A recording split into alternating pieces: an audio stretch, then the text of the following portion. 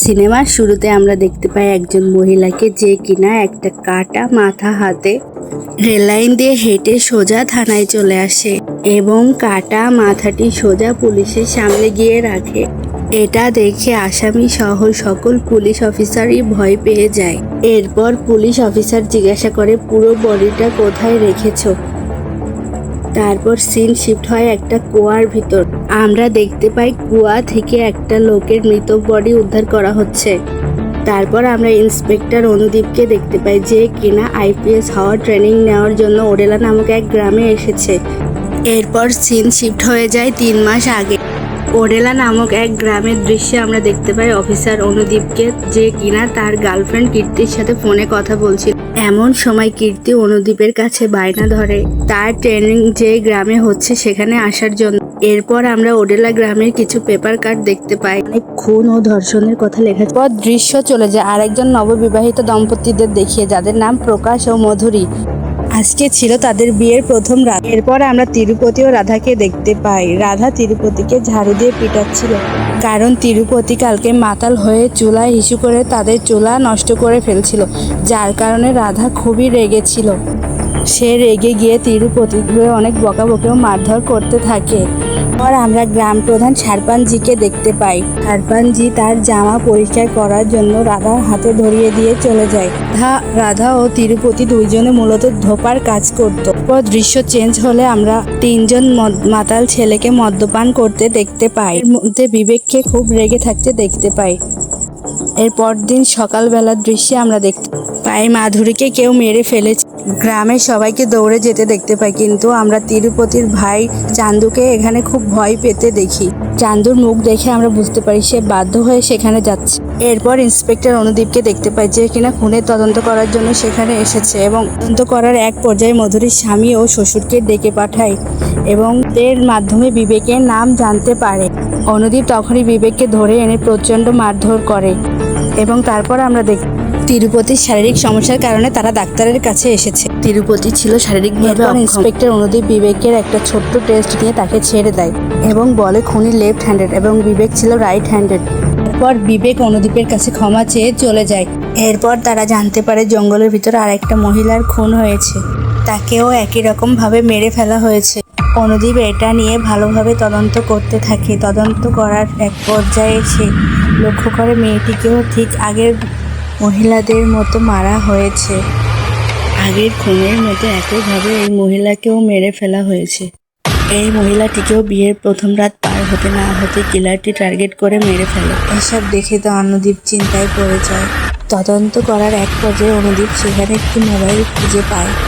যে মোবাইলটা অন করতেই সে সেখানে একটা ভিডিও রেকর্ডার খুঁজে পায়। অডিও রেকর্ড শুনে তারা জানতে পারে মহিলাটিকে খুনের আগে অনেক বাজেভাবে শারীরিক নির্যাতন করে তাকে মেরে ফেলা হয়েছে। এসব শুনে তো থানার একজন মহিলা কনস্টেবল পুরো কান্না করে দেয়। অনুদীপও এখানে অনেক ডিপ্রেসড হয়ে যায়। এরপর দৃশ্য পরিবর্তন হলে আমরা তিরুপতির ভাই চান্দুকে ফটোগ্রাফার রবির সাথে অনেক আজেবাজে কথা বলতে দেখি। তারপর আমরা চান্দুকে দেখি একটা মহিলার গোসলের ভিডিও লুকিয়ে লুকিয়ে করছে। এরপর পুলিশ রবিকে থানায় ধরে নিয়ে আসে। তারপর তারা রবির ভয়েস পরীক্ষা করে জানতে পারে এটা আসলে রবির ভয়েস ছিল না। এরপর রবির উকিল এসে তাকে ছাড়িয়ে নিয়ে যায়। এরপর আমরা গ্রাম প্রধান সারপানজিকে দেখতে পাই। থানায় এসে তার মেয়ের বিয়ের কার্ড দিয়ে সবাইকে দাওয়াত করে যায়, কিন্তু ইন্সপেক্টর অনুদীপ এতে অমত করে। সে সারপানজিকে বারবার অনুরোধ করে এখনই যেন মেয়ের বিয়ে না দেয়, কিন্তু সারপানজি তো তার কোনো কথাই শোনে না, উল্টে তাকে অপমান করে তাড়িয়ে দেয়। সে বলে কার এত সাহস যে তার মেয়ের দিকে হাত বাড়াবে। তারপরে রবি তাকে বাধা দিতে থাকে, কিন্তু সারপানজি তো তার কোনো কথাই শোনে না। এরপর সিন শিফট হয়ে যায় বিয়ের দিন রাতের বেলা। আমরা গ্রামের সবাইকে অনেক আনন্দ করতে দেখতে পাই। এইদিকে ফটোগ্রাফার রবিকে দেখি নতুন বউয়ের দিকে বাজে নজরে তাকাতে। এরপর দেখতে পাই ইন্সপেক্টর আনুবীর 2জন কনস্টেবলকে বিয়েবাড়ি পাহারা দেওয়ার জন্য রেখেছে এবং সে নিজে থেকে ফোনে এসব তদারকি করছে। এরপর দৃশ্য চলে যায় পরের দিন ইন্সপেক্টর অনুবীর জানতে পারে যে নতুন বউ কবিতা তার বান্ধবীকে ছাড়তে রেল স্টেশনে যাবে। তখনই সে তাদের 2জনকে কবিতাকে ফলো করার কথা বলে। তারা 2জনও তাদের কথা মতো কবিতাকে ফলো করতে থাকে। এরপর কবিতা তার বান্ধবীর সাথে বিভিন্ন রকমের গল্প করতে করতে পায়ে হেঁটে রেল স্টেশনে চলে আসে। এরপর কনস্টেবল দুজনে পাশের একটা দোকান থেকে চা খাচ্ছিল এবং কবিতাদের দিকে নজর রাখছিল। তার মধ্যে একটা ট্রেন চলে আসে, তারা আর কিছুই দেখতে। এরপর তারা কবিতাকে আর সেখানে খুঁজে পায় না। এরই মধ্যে কনস্টেবল একজন অনুবীরকে ফোনে সবকিছু জানিয়ে দেয়। এরপর আমরা কিলারটিকে দেখতে পাই, যার মুখ ছিল সম্পূর্ণ চাদরে ঢাকা। সে কবিতাকে একটা গভীর ধান ক্ষেতের ভিতর তুলে নিয়ে যায় এবং তার কাছে বারবার গত রাতে কি হয়েছিল সেটা জিজ্ঞাসা করতে থাকে। কবিতাও ভয় পেয়ে তাকে সব বলে দেয়। কিলারটি এসব শুনে আরো রেগে যায়। এদিকে ইন্সপেক্টর অনুদীপও ততক্ষণে সেখানে পৌঁছে যায়, কিন্তু ততক্ষণে অনেক দেরি হয়ে গিয়েছে। সাইকোটি পল্লবীকে মেরে সেখান থেকে পালিয়ে যায়। তার আচরণে আমরা বুঝতে পারি যে সে আসলে কতটা ভয়ানক একজন সাইকো। কিন্তু এর মধ্যে অনুদীপের একটা ছোড়া গুলি কিলারের গায়ে লাগে এবং কিলারটি তখন মাটিতে পড়ে যায়, আর পালাতে পারে না। ঠিক তখনই অনুদীপ দৌড়ে গিয়ে কিলারটিকে ধরে ফেলে এবং তার মুখের চাদর সরাতেই সে অবাক হয়ে যায়, কারণ কিলারটি আর কেউ ছিল না, সে ছিল তিরুপতির ভাই চান্দু। এটা দেখে তো অনুবীর ভীষণ রেগে যায় এবং তাকে থানায় ধরে এনে অনেক মারধর করতে থাকে। কিন্তু এত মার খাওয়া সত্ত্বেও চান্দু বারবার একটা কথাই বলছিল, সে এসবের কিছুই জানে না, সে শুধু সামান্য কিছু চুরি করতে সেখানে গিয়েছিল, এর বেশি কিছুই জানে না। এরপর আমরা সারপাঞ্জিকে দেখি, সে থানায় এসে এবং সারপাঞ্জি একজন অফিসারকে বলে সে 10 লাখ টাকা দিবে চান্দুকে যেন তারা ছেড়ে দেয়।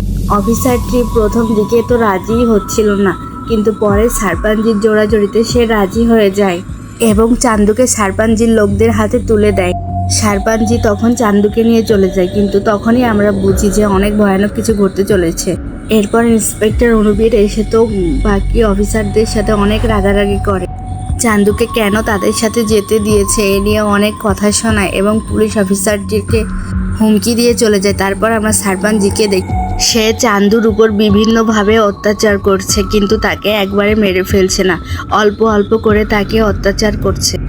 এরপর রাধা ও তিরুপতি সারপাঞ্জির কাছে চান্দুকে ছাড়িয়ে নেওয়ার জন্য আসে, কিন্তু সারপাঞ্জি তাদেরকে অনেক অপমান করে তাড়িয়ে দেয়।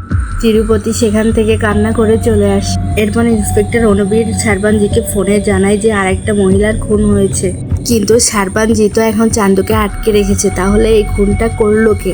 তখনই সবাই বুঝতে পারে যে খুনি চান্দু না, অন্য কেউ। সারপাঞ্জি এখানে এসে পুলিশদের সাথে রাগারাগি করে, তারা কেন ভুল ইনফরমেশন দিয়েছে এর কারণে।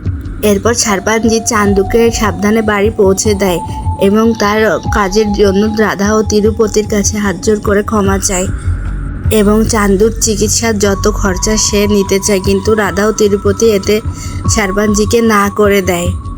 এর পরের দৃশ্যে আমরা দেখতে পাই অনুবীর ও কীর্তি খুনিকে ধরার জন্য একটা মাস্টার প্ল্যান বানায়। অনুবীর তো প্রথমে এই প্ল্যানে রাজি হচ্ছিল না, পরে কীর্তির জোড়াজড়িতে সে রাজি হয় এবং তাকে এখানে আসার অনুমতি দিয়ে। এরপর আমরা দেখতে পাই অফিসার অনুদীপ একটা প্রেস কনফারেন্সে টিভিতে বলে যে সে আর তার গার্লফ্রেন্ড বিয়ে করছে। কিলারের যদি সাহস থেকে থাকে তাহলে যেন সে তার বউকে বিয়ের দিনই কিডন্যাপ করে নিয়ে।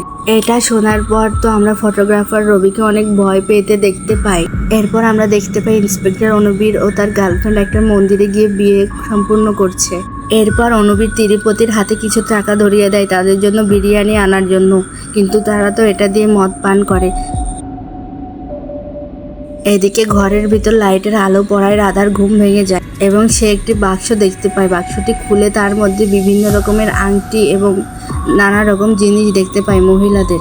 এরপর রাধা লুকিয়ে লুকিয়ে বাড়ি থেকে বের হয়, যারা খুন হয়েছে তাদের বাড়িতে গিয়ে জানতে পারে যে এই জিনিসগুলো আসলে তাদেরই।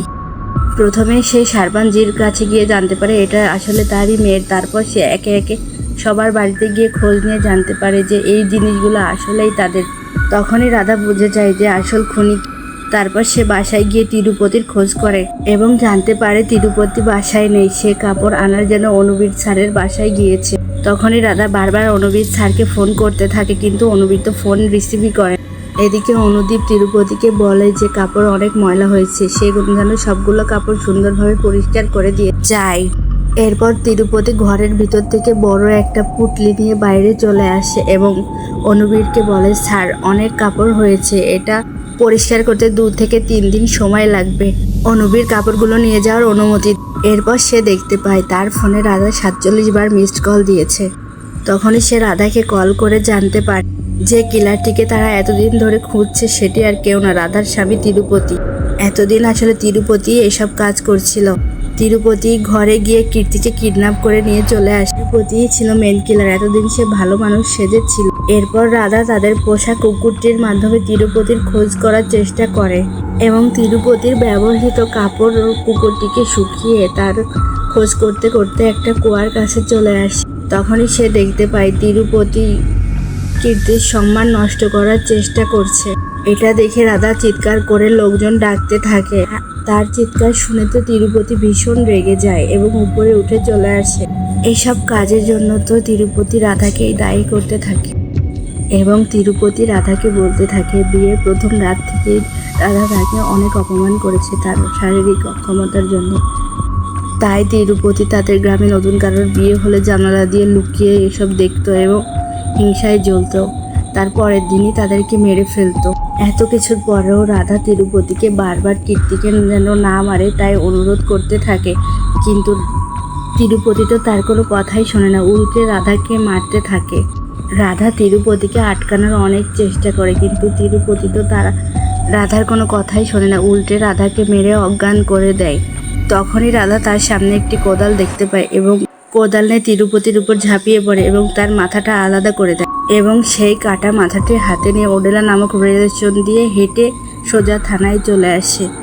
এই অ্যাকশনের পর পুলিশ কেস ক্লোজ করে দেয়।